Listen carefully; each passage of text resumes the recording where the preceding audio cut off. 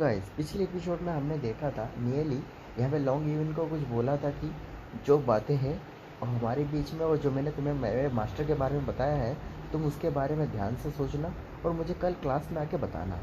तभी नियली तभी और बोलने लगता है कि अगर इसी तरह से अगर तुम अच्छे रास्ते में गए तो शायद हम आगे चल के दोस्त बन सकते हैं।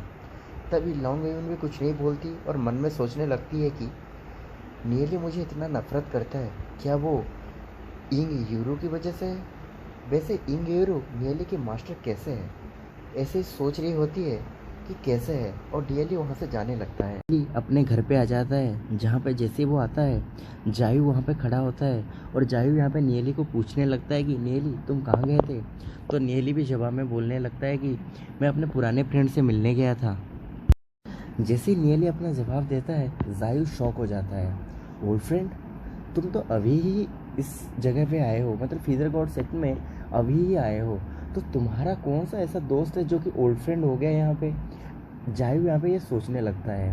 तभी नियली किसी को देखता है और शॉक होके बोलने लगता है कि तुम भी यहाँ पे हो। और वो कोई और नहीं, वही वाइट बालों वाली लड़की होती है जो हमें स्टार्टिंग में दिखाई गई थी। और वो वहाँ पे जायू को पकड़ लेती है और नियली से हाय बोलती है और हंस रही होती है कि क्योंकि जायू के पास खड़ी होती है। पर जायू के तो होश उड़े होते हैं, उसकी आंखें बड़ी बड़ी हो गई होती है क्योंकि वो ऐसा नहीं चाहता था। और ऊपर से यहाँ पे नियली भी बोलने लगता है कि तुम लोग लगे रहो, मैं जा रहा हूँ कल्टीवेट करने, अपनी पावर बढ़ानी है। और जायू की भी हालत यहाँ पे सूख जाती है जब नियली यहाँ से कट जाता है। नियली तो यहाँ पे जायू को थोड़ा मजाक करके और वहाँ से निकल गया होता है। और जायू भी यहाँ पे बोलने लगता है कि तुम नियली मुझे गलत समझ रहे हो, ऐसा कुछ नहीं है जैसा तुम समझ रहे हो। तभी नियली भी बोलने लगता है कि अगर तुम लोग यहाँ पे बातें नहीं करने आए हो तो क्या करने आए हो? मतलब नियली कुछ ऐसा ही बोल रहा होता है। तभी वो लड़की जो होती है वहाँ पे वो हंसने लगती है क्योंकि वो तो ऐसा ही कुछ चाहती होती है। लेकिन जाई को दिखाया जाता है जो काफ़ी गुस्से में होता है और उसकी हालत काफ़ी ख़राब होती है क्योंकि वो ऐसा कुछ चाहता ही नहीं होता। गाइस मैं आगे बताऊँगा क्योंकि जायू लड़कियों से दूर रहता है। नियली काफ़ी खुश हो रहा होता है क्योंकि जाई को इस तरह की हालत में देख के काफ़ी खुश हो रहा होता है और अपने रूम के अंदर आ जाता है, दरवाज़ा बंद कर देता है। उसके बाद जैसे वो सामने देखता है तो कोई चीज़ बहुत ज़्यादा चमक रही होती है। वो देख के वो शॉक हो जाता है कि ये क्या है। तो गाइस यहाँ पे नियली जैसे ध्यान से देखता है तो ये और कोई नहीं, सिस्टर युवन होती है।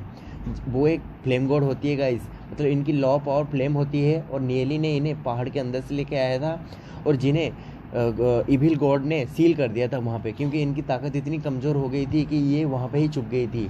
तो गाइस इनको भी अपने पावर को बढ़ाने के लिए कल्टीवेशन करना पड़ता है। इनका जो पावर है वो फ्लेम पावर है, तो वो धीरे धीरे ही वो स्टोन से अपनी एनर्जी को ऑब्जर्व करते करते अपनी एनर्जी बढ़ा रही है और ये भी हेवेनली फेट्रिलम में आ चुकी है। जो नियली देख के काफ़ी शॉक हो जाता है और बोलने लगता है कि सिस्टर युवन तो मेरे से पहले भी हेवेनली फेट्रिलम में आ चुकी है और इनको देख के ये नहीं लगता कि ये कोई नॉर्मल हेवेनली फेट्रिलम है क्योंकि ये कोई ताकतवर हेवेनली फेट्रिलम जैसा लगता है। और मुझे ये भी पता नहीं कि इनकी पावर कितनी तक बढ़ गई है।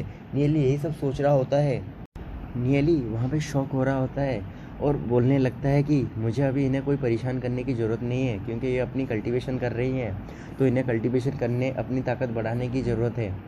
और दूसरी तरफ वो जैसे अपने स्पिरिट बीस्ट को देखता है तो वो वहाँ पे सोया होता है और उसके आसपास में स्पिरिट स्टोन के टुकड़े पड़े होते हैं क्योंकि वो बस ये कर रहा होता है कि वो स्पिरिट स्टोन को खाता रहता है और अपनी ताकत बढ़ाता है और फिर सो जाता है। तभी हमें पता चलता है कि नियली ने अपने पेट का नाम जिंदान दिया होता है और वो नियली बोलने लगता है कि जिंदान का बस काम यही है, खाता है और सो जाता है, खाता है और सो जाता है। मतलब इसी साइकिल को वो बार बार रिपीट करते जाता है और इतना रिपीट करने के बाद जब भी वो उठता है उसकी पावर काफ़ी हद तक बढ़ गई होती है। और उसकी पावर जिस हिसाब से बढ़ती है, इसकी इस तरह की स्पीड को तो हम मिस्ट्रियस ही बोलेंगे और बहुत ही अमेजिंग है इसकी पावर। और ऊपर से दूसरी तरफ मुझे लगता है कि लू पावर भी हेवेनली फेट्रिलम में जाने वाला है, जो मैं ही अकेला यहाँ पे हूँ जो कि अभी तक हेवेनली फेट्रिलम को छुआ ही नहीं है। और मेरी तरफ देखा जाए तो मेरे बॉडी के अंदर जो भाइंस है, मतलब जो भाइंस होते हैं ना नियली के अंदर गाइस, जो स्टार्टिंग से दिखाया गया है, वो जो है मतलब स्पिरिट स्टोन के एसेंस होते हैं उसे इतनी तेज़ी से कंज्यूम करता है कि नियली को भी मतलब समझ नहीं आता कि उसे कितने सारे स्टोन लग जाएंगे उसे हेवेनली फेट्रिलम में पहुंचने के लिए। तो नियली भी यहाँ पे कुछ सोचने लगता है। और नियली भी यहाँ पे बोलने लगता है कि ये एक अच्छी बात है, जैसे कि सब लोग कल्टीवेट कर रहे हैं, मुझे भी यहाँ पे कल्टीवेट करने की ज़रूरत है और मुझे भी अपनी पावर बढ़ाने की ज़रूरत है। और दूसरी तरफ हमें एक सीन शिफ्ट होकर दिखाया जाता है, जो लोग नियली के पीछे पड़े थे उसे पकड़ने के, उसे मारने की मतलब सोच रहे होते हैं, वहाँ पर दिखाया जाता है पूरा सिचुएशन शांत हो गया होता है, क्योंकि ली जिंगुन जो बंदा होता है जो नियली से मिला था और उससे डेमन स्पिरिट खरीदा था, उसने हुआलिंग को एक धमकी भरी संदेश भेजा था कि नियली से दूर रहो, नियली को परेशान मत करो, क्योंकि वो नियली से दोस्त बनना चाहता था, इसलिए नियली को हेल्प किया होता है। तो हुआलिंगन भी वहाँ पे उसकी बात डर के मान रहा होता है। यही सब चल रहा होता है गाइज। तभी बहुत सारे बंदों को दिखाया जाता है, वो पूरा सीरियस हो गए होते हैं अपनी कल्टीवेशन करने के लिए, और दूसरी तरफ हुआ लिंगन भी वहाँ पे डर के चुपचाप बैठा होता है, उसे नियली को परेशान भी नहीं करना होता है। और दूसरी तरफ हमें मूरोंगी को दिखाया जाता है, जो वहाँ पे मतलब घोष्टी ड्यून्स में रिकॉर्ड पे रिकॉर्ड बनाया जा रहा होता है और काफ़ी सारे सोल स्केल को कलेक्ट कर रहा होता है, पर उसे उससे कोई खुशी नहीं होती। उसे बस एक ही चिंता होती है कि वो बंदा मतलब नियली मेरे हाथों से बच कैसे गया, उसे बस वही चीज़ परेशान कर रही होती है। दूसरी तरफ नियली को दिखाया जाता है जो कि बोल रहा होता है कि मुझे एक दिन में 200 से 300 स्पिरिट स्टोन मतलब खर्च हो जाते हैं, मेरे मतलब उसके भाइंस उस चीज़ उसकी एनर्जी को अब्जॉर्व कर लेती है, जो कि एक बहुत ही महंगा प्रोसेस हो गया होता है। पर नियली दूसरी तरफ भी बोलता है कि भले ही 200 से 300 एक दिन में खर्च हो जाए, पर मेरे हाथों में स्पिरिट स्टोन तो आ ही रहे हैं, क्योंकि वो दूसरी तरफ बिजनेस कर रहा होता है अपना गाइस। दूसरी तरह हमें दिखाया जाता है नियली का बिजनेस और कुछ नहीं, वो डेमन स्पिरिट को बनाता है और डेमन स्पिरिट को ली जिंगुन को बेचता है, और ली जिंगुन से काफ़ी सारे स्पिरिट स्टोन लेके आता है, जिससे वो गू बेई को दे रहा होता है। और गू बेई को बोलता है कि मुझे ड्रैगन ब्लड लाइन वाले डेमन स्पिरिट इस बार चाहिए। और दूसरी तरफ यहाँ पे कुछ ज़्यादा कुछ कमोशन नहीं होता, क्योंकि ये नियली का नेक्स्ट क्लास होता है, क्लास टाइम होता है, और नियली अपने क्लास के लिए निकल जाता है।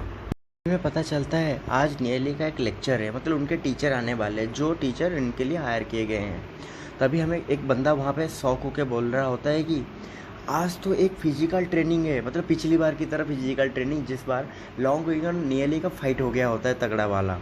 दूसरी तरफ हमें दिखाया जाता है कि तो एक बंदा बोल रहा था कि चलो अपने लिए अपनी मतलब टीममेट ढूंढ लो, मतलब जिसके साथ तुम फाइट कर सकते हो, और डुएल करना है, मतलब फाइट करना है एक दूसरे के साथ। तभी लॉन्गविन नियली की तरफ बढ़ने लगती है और उसे बोलने लगती है कि क्या तुम मेरे साथ इस बार फाइट करना चाहते हो।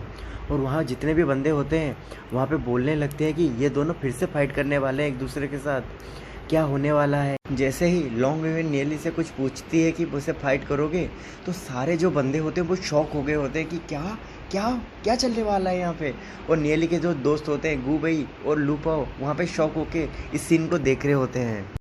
तो गाइस सीन शिफ्ट होके यहाँ पे लॉन्ग इवन की फ्लैशबैक में दिखाया जाता है, जहाँ पे उसने नियली से काफ़ी कुछ सुना था, और सुनने के बाद वो धीरे धीरे करके ऊपर जा रही होती है अपने सिस्टर से मिलने। तभी वो सोचने लगती है कि इंग यूरू की ज़िंदगी मेरे हाथों में है, अगर मैंने ये चीज़ स्प्रेड कर दी कि वो हेवेनली डेविएशन टेक्निक को यूज करती है जिससे कि तुम अपने फ्यूचर को देख सकते हो, ये अगर स्प्रेड हो गया तो हर कोई मतलब पावरफुल लोग उसे मारने की कोशिश करेंगे, क्योंकि वो उन्हें पता है कि ये सबका अगर फेट देख सकती है तो ये एक प्रॉब्लम की बात है। तभी ये सोचते सोचते वो ऊपर की तरफ पहाड़ की ऊपर तरफ जा रही होती है अपने बहन से मिलने। तभी वो और सोचने लगती है कि क्या मैं चाहती हूँ कि इंग यूरू मर जाए, क्या मैं सच में चाहती हूँ कि वो मर जाए। और वो ऐसे सोचते सोचते उसके घर के अंदर घुस जाती है, और उन दोनों के बीच में जो बातें होती है गाइस वो यहाँ पे दिखाया नहीं गया होता है, क्योंकि इंग यूरू ने कुछ ना कुछ तो इसे बोला होता है और इस चीज़ों को हमें नहीं दिखाया जाता है। तो गाइस आगे हम दूसरी टॉपिक पे देखेंगे कि आगे क्या होता है गाइस, ठीक है।